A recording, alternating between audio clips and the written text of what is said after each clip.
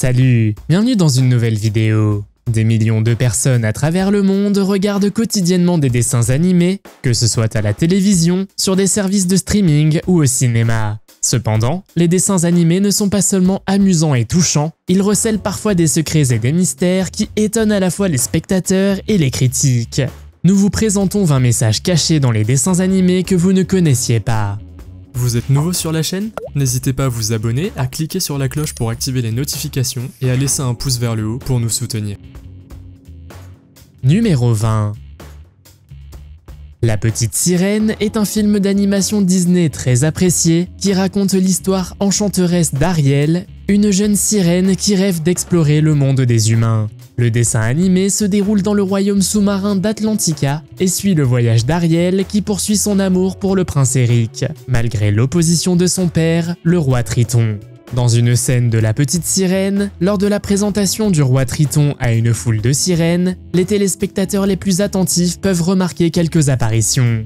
Outre les célèbres personnages de Disney que sont Mickey Mouse, Dingo et Donald Duck, un autre personnage emblématique, Kermit la grenouille, est visible si vous regardez attentivement. Kermit la grenouille, créé par Jim Henson, est le chef bien-aimé des Muppets, connu pour sa voix caractéristique et son rôle d'animateur du Muppet Show.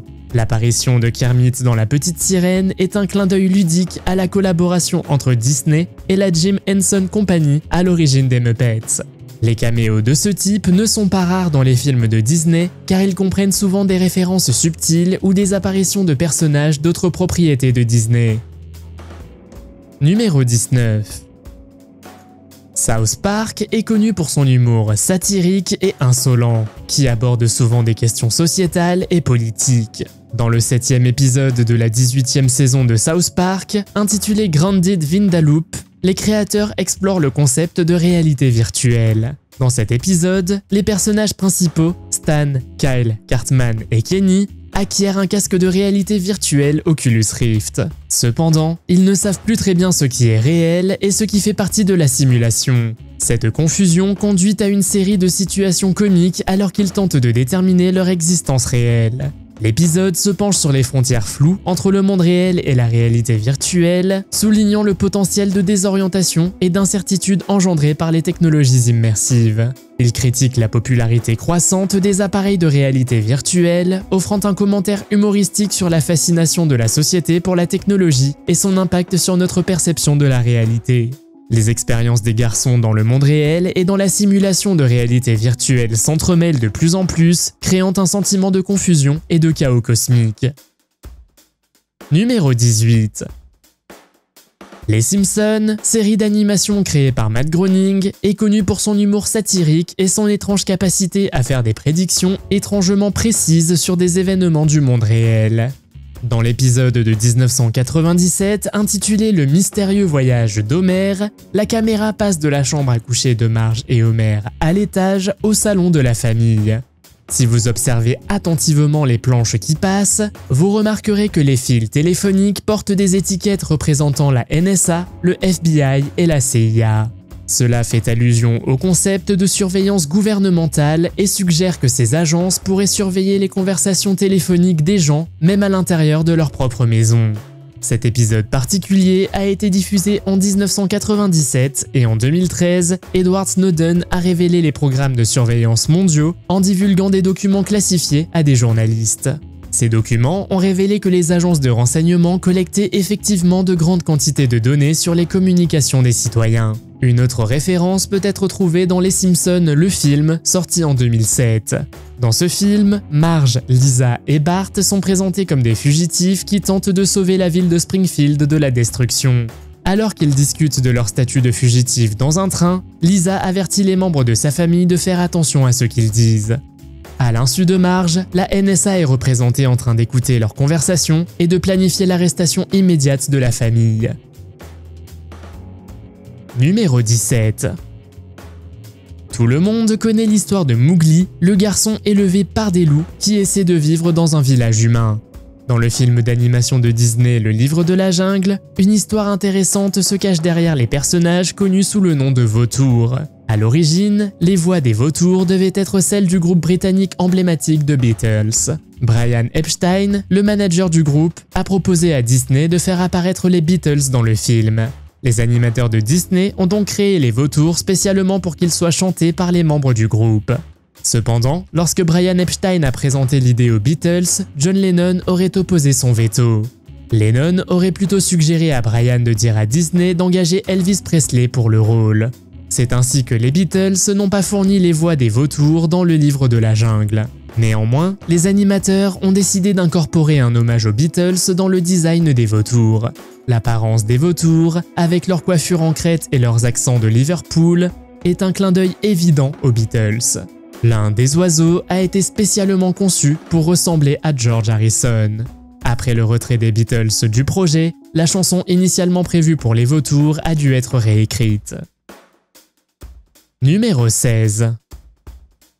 Futurama est une série animée de science-fiction créée par Matt Groening, l'auteur des Simpsons.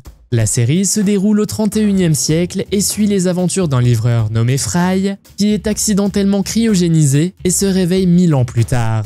Un aspect unique de Futurama est l'utilisation de langues extraterrestres tout au long de la série.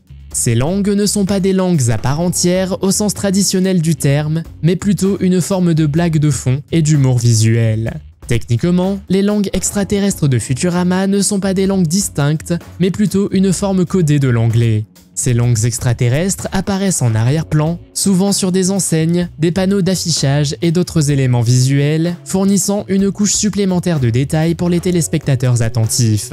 Bien que de nombreuses langues extraterrestres soient représentées dans la série, seules 2 d'entre elles ont été déchiffrées par les fans. Le premier est le langage aliénessé, qui est largement reconnu et a été déchiffré avec succès. L'aliénois est un code de substitution simple où chaque symbole correspond à une lettre de l'alphabet anglais. Le second langage déchiffré est le langage niblonien, associé au personnage de Nibbler, une petite créature mystérieuse à l'appétit vorace. C'est également un code de substitution, mais les symboles sont différents de ceux de l'aliénessé. Numéro 15. Aladdin est un film d'animation de Disney sorti en 1992, basé sur le conte populaire du Moyen-Orient des 1001 nuits. Le film raconte l'histoire d'un jeune gamin des rues nommé Aladdin qui se lance dans une aventure magique après avoir découvert un puissant génie dans une lampe magique. Une révélation intrigante concernant Aladdin est la confirmation d'une légende urbaine de longue date entourant le film. Les réalisateurs Ron Clements et John Musker ont confirmé, des décennies plus tard, que le personnage du colporteur, qui apparaît au début du film et dont la voix est celle de Robin Williams, est bien le génie lui-même. Selon eux, l'intention initiale était que le colporteur se révèle être le génie vers la fin du film. Cela aurait constitué un rebondissement surprenant et un lien entre les 2 personnages interprétés par Robin Williams. En raison de changements dans l'histoire et de décisions éditoriales, cette révélation a finalement été retirée de la version finale du film. Pendant des années, les fans ont spéculé sur le lien entre le colporteur et le génie, compte tenu de leur voix commune et de leur comportement similaire. Numéro 14. Lucas, fourmi malgré lui est un film d'animation de 2006 produit par Warner Bros. Il raconte l'histoire d'un garçon nommé Lucas qui est impitoyablement intimidé par son voisin, Sid. Pour se venger, Lucas inonde une fourmilière dans son jardin, mais il est magiquement réduit à la taille d'une fourmi par une fourmi magicienne nommée Zoc. En tant que minuscule fourmi, Lucas est emmené dans la colonie de fourmis où il apprend de précieuses leçons sur l'amitié, le travail d'équipe et la résistance aux intimidateurs. En chemin, nous apprenons aussi quelques leçons sur les sociétés secrètes. Dans le film, un personnage, la grand-mère, est dépeint comme une théoricienne paranoïaque de la conspiration. Si vous regardez son rocking chair, vous trouverez un symbole des francs-maçons sur le dossier, l'un des symboles les plus reconnaissables associés à la franc-maçonnerie, une organisation fraternelle vieille de plusieurs siècles. Numéro 13. Dans le film La Belle et la Bête, il y a un easter egg fascinant lié aux emplacements d'Anaheim et de Valencia. Dans une scène du film, Maurice, le père de Belle, est représenté en train de se frayer un chemin dans la forêt. Il tombe sur une série de panneaux, mais le texte n'est pas clair et difficile à lire. En y regardant de plus près, on s'aperçoit que le panneau du bas indique Anaheim. Mais vous vous demandez peut-être, qu'y a-t-il à Anaheim? Eh bien, deux choses. Cette référence astucieuse est un clin d'œil amusant au lien réel entre le film et Disneyland, qui est très présent à Anaheim. Disneyland est connu pour être le premier et le plus emblématique des parcs à thème créés par la société Disney. Il est intéressant de noter que le panneau situé au-dessous de celui d'Anaheim indique Valencia, qui a une signification supplémentaire au-delà de l'intrigue du film. C'est en effet l'emplacement de Six Flags Magic Mountain, un parc à thème très populaire en Californie. C'est également là que se trouve le California Institute of the Arts, une institution prestigieuse fondée par Walt Disney. Numéro 12. Fantasia est un film d'animation révolutionnaire réalisé par Walt Disney Productions en 1940. Il s'agit d'une expérience cinématographique unique qui associe la musique classique à l'imagerie animée, ce qui donne lieu à une série de segments enchanteurs et imaginatifs. Le film est réalisé par une équipe de célèbres animateurs de Disney et met en scène le personnage emblématique de Yen Sid. Il est intéressant de noter que son nom n'est pas mentionné dans le film lui-même et qu'il a été inventé par les animateurs. Il s'agit de Disney épelé à l'envers, en hommage à Walt Disney, le visionnaire à l'origine du film. Les animateurs ont choisi ce jeu de mots astucieux pour rendre hommage à leur chef estimé et créer un nom mémorable et approprié pour le personnage. La première apparition du nom Yen Sid remonte au scénario de 1940 intitulé Walt Disney Fantasia, écrit par Dim Taylor. Yen Sid, représenté comme sorcier et chef d'orchestre dans le segment L'apprenti sorcier, est une figure emblématique de l'histoire de Disney. Son attitude sévère et sa présence puissante captivent le public en guidant l'apprenti espiègle Mickey Mouse dans un voyage fantastique. Numéro 11. Bob l'éponge est une série télévisée d'animation diffusée pour la première fois en 1999 et qui est devenue depuis un phénomène culturel. La série suit les aventures de Bob l'éponge, une éponge de mer joyeuse et optimiste, et de ses amis dans la ville sous-marine de Bikini Bottom. Un élément notable de la série est la maison unique de Carlo, qui ressemble au statue Moai que l'on trouve sur l'île de Pâques. Carlo, un poulpe grincheux et souvent incompris, habite une maison en pierre avec un grand visage en pierre doté d'un long nez qui rappelle les statues Moai emblématiques. Les statues Moai sont des figures humaines monolithiques sculptées par le peuple Rapa Nui sur l'île de Pâques, située dans le sud-est de l'océan Pacifique. Ces statues sont connues pour leur grosse tête au nez et expression proéminents. Elles ont une importance culturelle et historique, représentant les esprits ancestraux et les réalisations de la civilisation Rapa Nui. L'intégration d'une maison inspirée des Moai pour Carlo dans Bob l'éponge ajoute une touche d'humour et une référence culturelle à la série. Numéro 10. Le Roi Lion est un film d'animation de Disney sorti en 1994, connu pour son histoire immersive et sa musique emblématique. Le film suit le parcours de Simba, un jeune lionceau qui doit reprendre sa place légitime de roi des terres de la fierté après la mort tragique de son père. Une chanson mémorable du film est Be Prepared, qui met en scène le méchant Scar et ses plans pour devenir roi. Il est intéressant de noter que les animateurs se sont inspirés pour cette scène du film de propagande nazi de 1935 intitulé Triomphe de la volonté. L'association entre les hyènes du film et le symbolisme nazi repose sur certaines similitudes visuelles et sur des scènes du film qui évoquent la propagande nazie.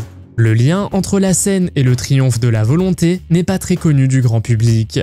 Les animateurs ont probablement étudié le style visuel et la composition pour capturer l'atmosphère menaçante et imposante incarnée par le personnage de Scar dans Le Roi Lion. Numéro 9. Tom et Jerry est une série animée emblématique qui a diverti des publics de tous âges pendant des décennies. Créé par William Hanna et Joseph Barbera en 1940, ce duo chat-souris bien aimé est devenu un incontournable du monde de l'animation. La série est connue pour son humour, ses gags intelligents et la poursuite sans fin entre Tom, le chat domestique, et Jerry, la souris intelligente.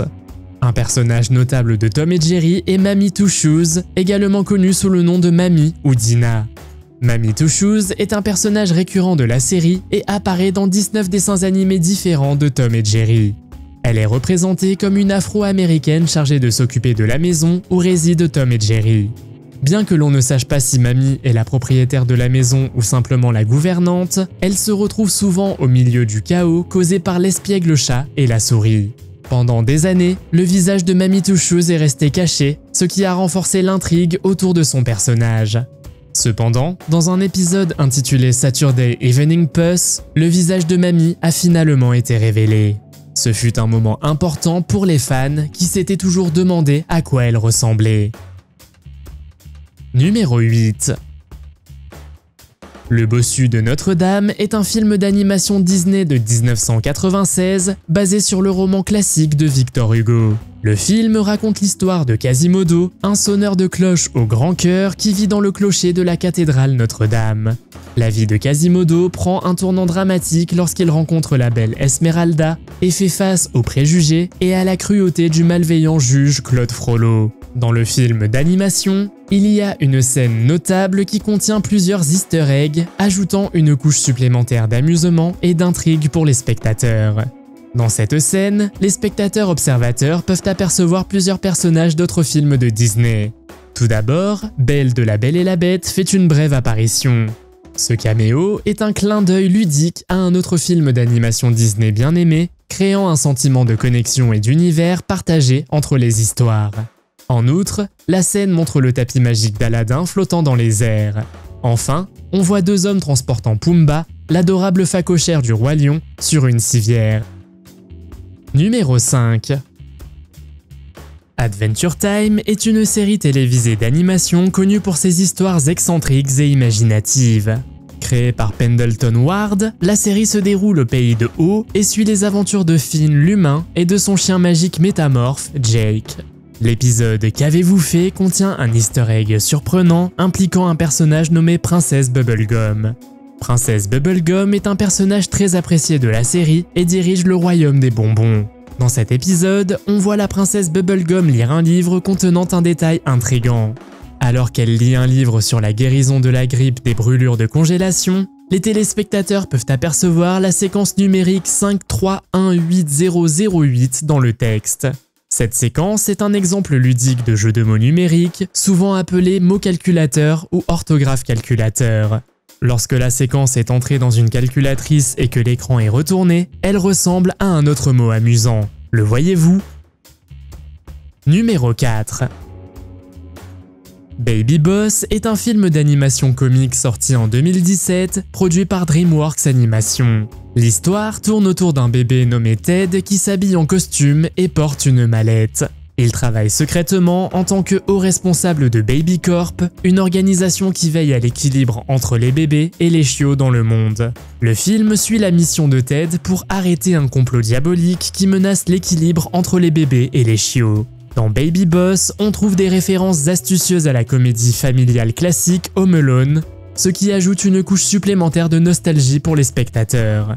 Home Alone, sorti en 1990, raconte l'histoire de Kevin McAllister, un garçon de 8 ans qui est accidentellement laissé derrière lui lorsque sa famille part en vacances de Noël. Kevin doit défendre sa maison contre deux cambrioleurs en utilisant des pièges intelligents et inventifs. Lorsque Baby Boss s'applique de l'après-rasage, il crie, tout comme Kevin McAllister il y a des décennies. Numéro 3. Voici une nouvelle controverse autour du film d'animation de Disney, Le Roi Lion. Une controverse notable concerne une image fugace que certains spectateurs ont interprétée comme un message secret. Sur la jaquette originale de la VHS du Roi Lion figure une scène où Simba, le personnage principal, s'allonge et regarde les étoiles. Certains ont prétendu qu'en regardant attentivement la disposition des étoiles dans le ciel, un mot spécifique était épelé. Cette affirmation a attiré l'attention lors de la sortie du film en 1994. La controverse est née du fait que les lettres S, E et X semblaient être épelées par les étoiles. Selon Disney, ce message n'était pas intentionnel, les lettres étaient censées épeler SFX en hommage à l'équipe chargée des effets spéciaux du film. La disposition des étoiles était une coïncidence et non une tentative délibérée d'insérer un message caché. Disney a réagi à la controverse en modifiant les versions ultérieures du film pour supprimer la disposition controversée des étoiles. Dans les versions ultérieures, les étoiles ont été réarrangées pour créer un motif moins ambigu, éliminant ainsi toute possibilité d'interprétation erronée. Numéro 2. Frères des ours est un film d'animation produit par Walt Disney Animation Studio et sorti en 2003. Le film se déroule en Amérique du Nord après l'ère glaciaire et raconte l'histoire d'un jeune Inuit nommé Kenai. Kenai fait une rencontre tragique avec un ours, ce qui l'amène à se transformer en ours. Dans sa nouvelle forme, il entreprend un voyage à la découverte de lui-même et apprend des leçons importantes sur l'empathie, la fraternité et l'interconnexion de tous les êtres vivants. Si Frères des ours a captivé le public avec son histoire réconfortante et son animation époustouflante, il contenait également un easter egg caché pour les téléspectateurs aux yeux d'aigle. Cette référence intelligente a été une surprise amusante pour les fans des deux films. Le caméo se produit lors d'une scène où Kenai, transformé en ours, rencontre un groupe de saumons amicaux qui remontent le courant. Il n'est visible que pendant quelques secondes, mais alors que Kenai tente d'attraper un poisson, on aperçoit le poisson clown Nemo du film d'animation Le Monde de Nemo. Numéro 1. Le cadre principal de la série Bob l'éponge est le Crabe Croustillant, un restaurant rapide où Bob l'éponge travaille comme cuisinier sous la supervision de son patron, Monsieur Krabs.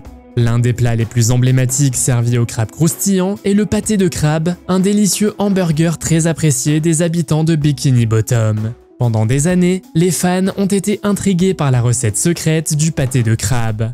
La formule du pâté de crabe était un secret bien gardé, connu seulement de quelques personnages de la série. De nombreux épisodes tournaient autour de personnages comme Plankton, le rival de Monsieur Krabs, qui tentait de voler la formule et de reproduire le succès du crabe croustillant. Cependant, les ingrédients réels de la formule du pâté de crabe sont restés longtemps un mystère. Ce n'est que relativement récemment que le secret a été révélé. Êtes-vous prêts ? La formule secrète comprend une pincée d'un ingrédient appelé poison de Poséidon, également connu sous le nom de poudre de Poséidon du roi Neptune. Quel est votre dessin animé préféré? Faites-le moi savoir dans les commentaires. Si vous avez aimé cette vidéo, mettez un pouce en l'air. Si vous voulez voir d'autres vidéos que nous avons réalisées, cliquez sur l'une d'entre elles à l'écran ou jetez un coup d'œil à la chaîne. Merci d'avoir regardé et à la prochaine.